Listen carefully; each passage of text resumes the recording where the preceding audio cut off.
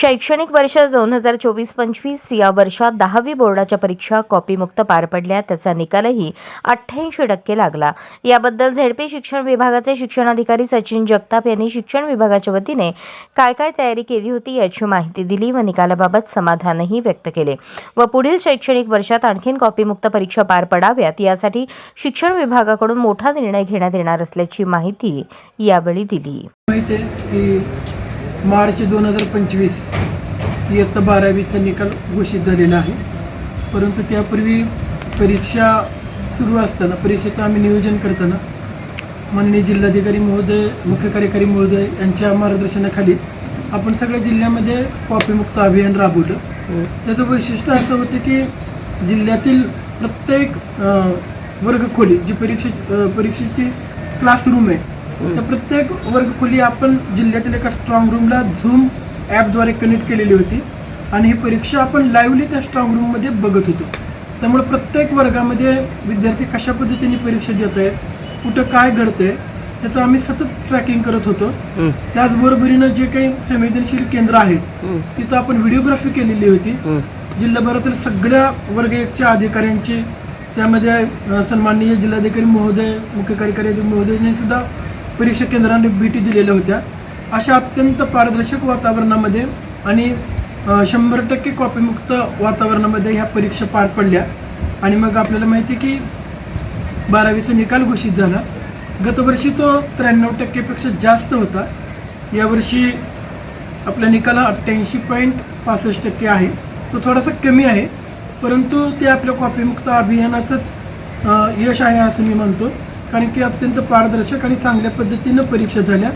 मुलांनी अगदी सिरियसली अभ्यास करून आणि कोणताही ताणतणाव स्वतःवर न घेता ते परीक्षेला सामोरे गेलते आणि त्यातून मिळालेले हा निकाल आहे.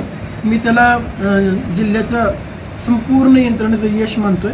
आणि ही जी पद्धती, ही जी प्रोसिजर आपण सुरू केलेली आहे, हा जो पायलट प्रोजेक्ट होता तो यावर्षीही त्याचप्रमाणे कंटिन्यू राहील.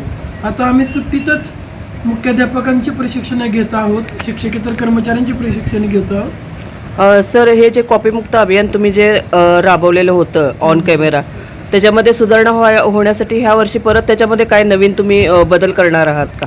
हो, यावर्षी आपण झूम ॲपद्वारे प्रत्येक वर्ग कनेक्ट केलेला होता.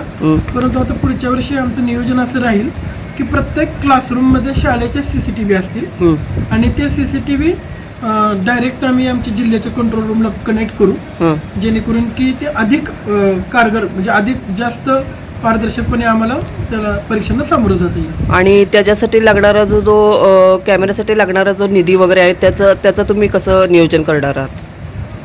आपण व्यक्तिगत अनुदान शाळांना वर्ग केलेला आहे आणि जर आपण त्या सगळ्या यंत्रणेचा जर विचार केला तर ते फारसं कॉस्टली नाही आहे.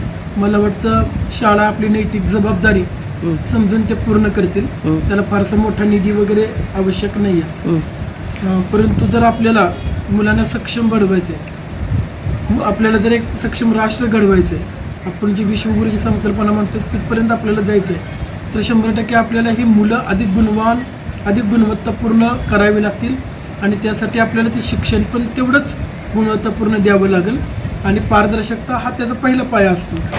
आपण ह्या गोष्टी त्या भावनेनं करणार आहोत. जे पर्यवेक्षक होते, जे म्हणजे प्रत्येक वर्गात जे पर्यवेक्षक होते ते म्हणजे असं काही सापडलेत का की ते खरंच त्यांनी मुलांना असं कॉपी वगैरे सांगताना वगैरे असे काही पर्यवेक्षकांवर कारवाई झालेली आहे का शिक्षण विभागातर्फे? परीक्षा सुरू असताना आम्ही अनेक ठिकाणी कारवाई केल्या.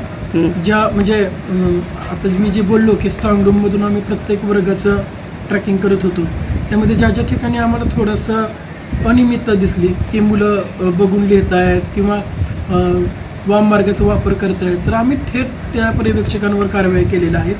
अगदी निलंबनाच्या सुद्धा कारवाई केलेल्या आहेत. आणि त्यामुळं मुलं अधिक अभ्यास करून पुढच्या किती प्रकरणं झाले सर तसले?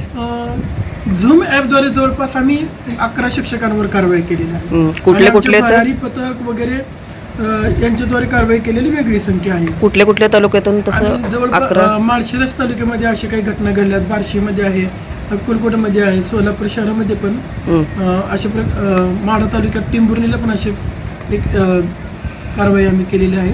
अशा प्रकारे आम्ही बहुतेक सगळ्याच तालुक्यामध्ये जिथं जिथं आम्हाला हे दिसत होतं कॅमेऱ्यावर त्या ठिकाणी आम्ही तात्काळ कार्यवाही केलेली आहे. भविष्यात त्याबद्दल काय काळजी घेणार आहात तुमच्याकडून, असे आता- प्रकार परत घडू नये म्हणून?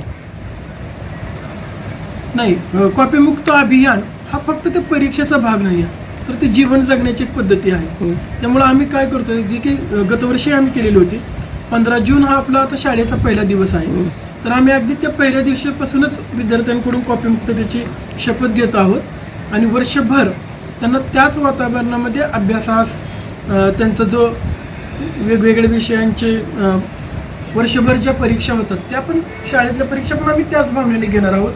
शासनाने पण वेगवेगळ्या परीक्षा घेतलेल्या आहेत, जसं की पॅट असेल, PETची परीक्षा आहे, तर ह्या सगळ्या परीक्षा आम्ही त्याच भावनेने घेणार आहोत. आणि पर्यवेक्षकांना पण सक्त सूचना दिल्या तर ते पण एक त्यांच्यावर जरब बसेल. बिलकुल, शिक्षक आणि मुख्याध्यापक यांचा तर त्यामध्ये सक्रिय सहभाग अपेक्षितच आहे. तो शिक्षण विभागाकडून अंमलात आणावा असं पालकांचं मत आहे. म्हणजे अधिक पारदर्शकपणे 100% पालकांची सहभाग आहे, किंबहुना शिक्षण विभागाचीच ही नैतिक जबाबदारी आहे याची आम्हाला पूर्णत्वाने जाणीव आहे आणि म्हणून आम्ही त्या पद्धतीनं काम करण्यासाठी कटिबद्ध आहोत.